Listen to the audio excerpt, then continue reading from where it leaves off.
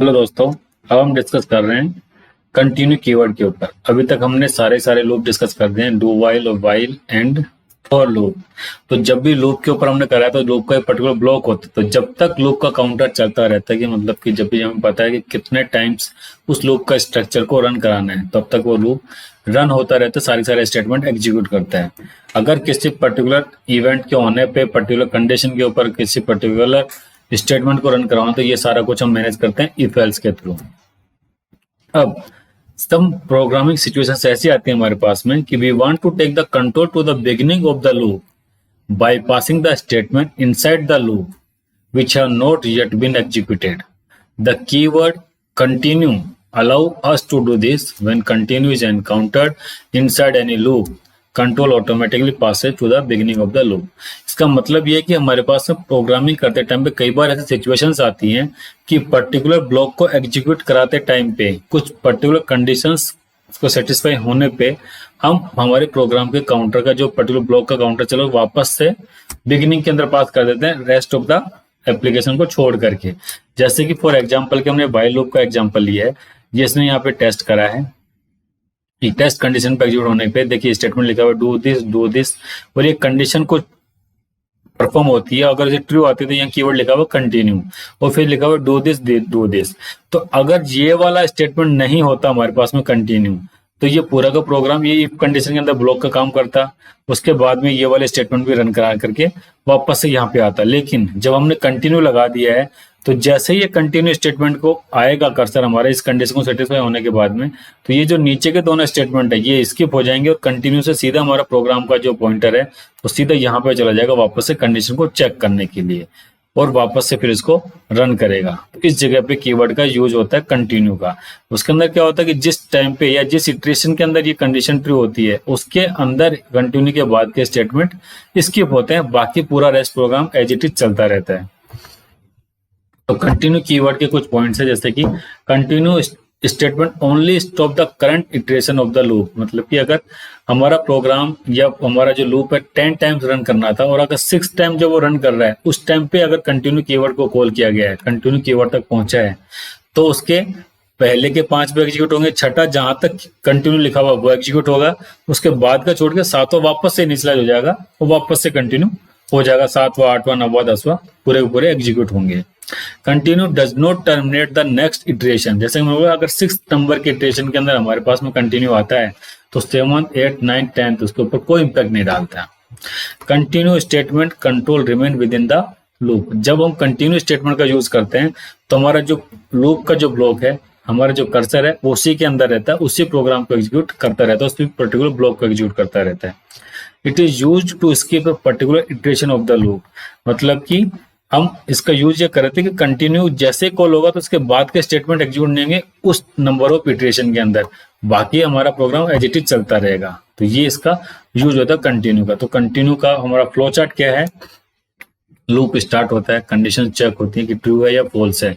Condition true हुई, उसके base पे कुछ स्टेटमेंट को एग्जीक्यूट करता रहता है। फिर जहां पे उसको कंटिन्यू मिला, जैसे कंटिन्यू मिलता है तो वापस से हमारी कंडीशन चेक करने के लिए चला जाता है कि हमें वापस से इटरेशन करना है कि नहीं करना है। कंडीशन अगर चेक होती है, कंडीशन ट्रू होती है तो वापस से रन कराएगा, कंडीशन फॉल्स होती है तो स्टॉप में चला जाएगा। और अगर कंटिन्यू कीवर्ड नहीं मिला तो इससे बाईपास होकर के सीधा का सीधा पूरे ब्लॉक को रन कराता हो जाता है और फिर उसके बाद में कंडीशन के ऊपर जाता है। ये कंटिन्यू कीवर्ड हमारा से काम करता है। कंटिन्यू कीवर्ड को हमको यूज करने के लिए हम एक प्रोग्राम बनाते हैं to print even number between given range. कि हमारे पास एक गिवन रेंज दी गई है, उसके ऊपर आने वाले जितने भी इवन नंबर उनको हमें प्रिंट करवाना है। तो इसके लिए हम चलिए प्रोग्राम बनाते हैं हमारा include stdio.h include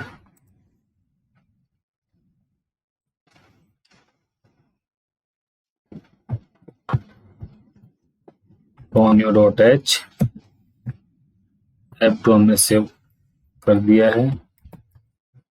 void main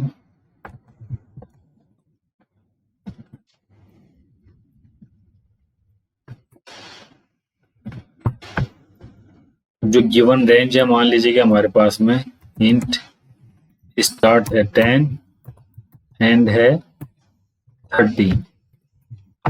CLRSCR for clear screen, GTCH for holding the screen until the any key press। तो हम लूप रन करवाते हैं while start is less than equal to end, और इसके अंदर चला गया हमारा start plus plus. Loop counter का इंक्रीमेंट डिक्रीमेंट जरूरी है। यहाँ पे हम लिखते हैं प्रिंटफ के अंदर जो भी नंबर आ रहा है उसको हमने डिस्प्ले में दे दिया है /n %d। ये आ गया हमारा यहाँ पे स्टार्ट। ठीक है, Alt F9 करा हमने, ठीक है, Ctrl F9 करा हमने, तो हमने 10 से लेके 30 तक का इसने प्रिंट कर दिया। अब ठीक है, क्या हुआ ये,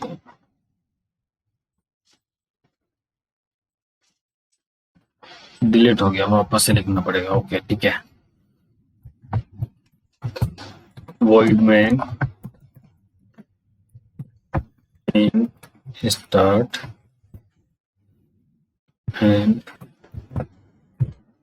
CLRSCR GTCH while start is less than equal to end। ये हमारा ओपनिंग एंड क्लोजिंग आ गया। printf %d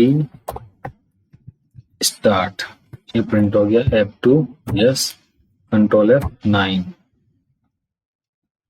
इनपुट आउटपुट छूट गया है हमसे, कुछ गड़बड़ हो गई है।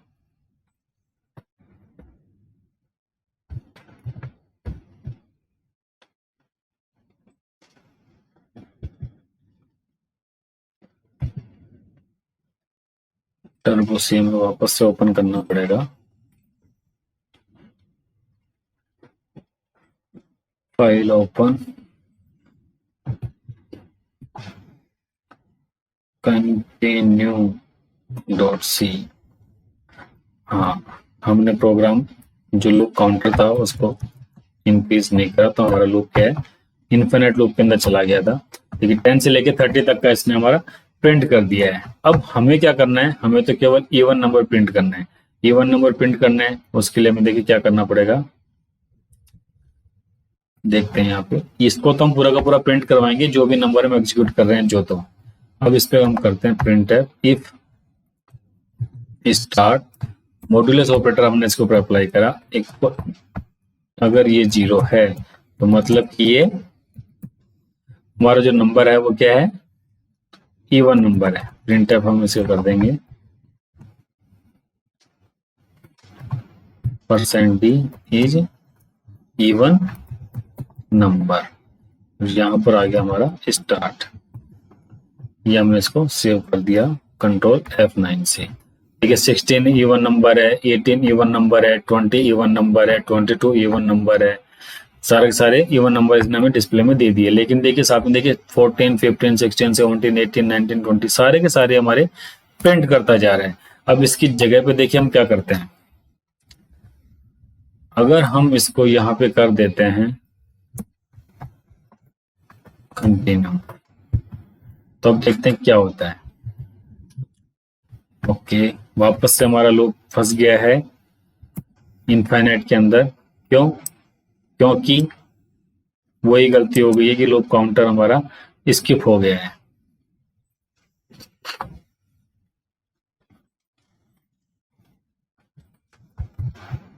स्किप कैसे हो गया, हमने तो सही लिखा हुआ था। स्किप इसलिए हो गया कि हम जो कंटिन्यू कीवर्ड हम बोलते हैं, कंटिन्यू कीवर्ड हमने यहां लिखा था। अब कंटिन्यू कीवर्ड यहां करा तो प्रोग्राम का एग्जीक्यूशन तो यहां से वापस वाइल पे चला गया, तो नीचे वाला स्टेटमेंट तो एग्जीक्यूट ही नहीं हो रहा था ना हमारा। तो अब हमें क्या करना है, इसको कंटिन्यू लिखने से पहले इसको हम लिख देंगे यहाँ पे स्टार्ट प्लस प्लस।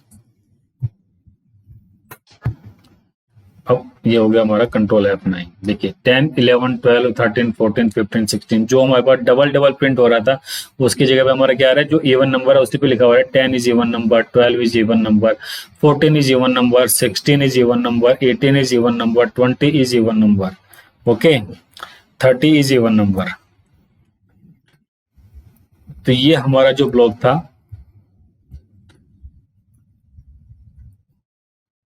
ये रन हो गया यहाँ पे, और इसको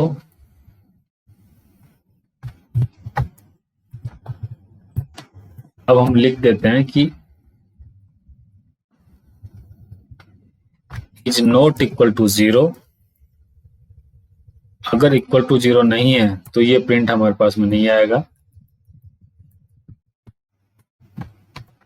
और इसको हमने सेव कराया। अब इसको कंट्रोल F9 करते हैं, क्या है 10, 12, 14, 16, 18, 20, 22, 24, 26 जो इवन नंबर है वो प्रिंट में आ रहा है। क्यों? क्योंकि जो नॉट इवन जब भी आ रहा है तब हमारा ये प्रोग्राम यहाँ से कंटिन्यू होकर के बाहर चला जाएगा, जबकि हमने प्रिंट एफ स्टेटमेंट तो सबका सबके लिए दिया है, इसके अंदर हमने कोई कंडीशन लगाई है तो हमने यहाँ पे लिख दिया इवन नंबर। तो इस तरीके से हम यूज करते हैं कंटिन्यू कीवर्ड का पर्टिकुलर प्रोग्राम के एग्जीक्यूशन को कंट्रोल करने के लिए। तो ये लूप से बाहर भी नहीं गया, लूप के अंदर है, जो हमारी टास्क परफॉर्म करना था वो करता रहा। तो जैसे इसको कंटिन्यू दिखता है यहाँ पे ये नॉट इवन नंबर है तो उसको इंक्रीज करने के बाद में कंटिन्यू करके ये ऊपर चला जाता है, और ये इस कंडीशन के ऊपर कभी भी नहीं आता, ना ही स्टार्ट प्लस प्लस होता है। ओके, तो इस तरीके से हम कंटिन्यू कीवर्ड का यूज करते हैं लूप्स के अंदर।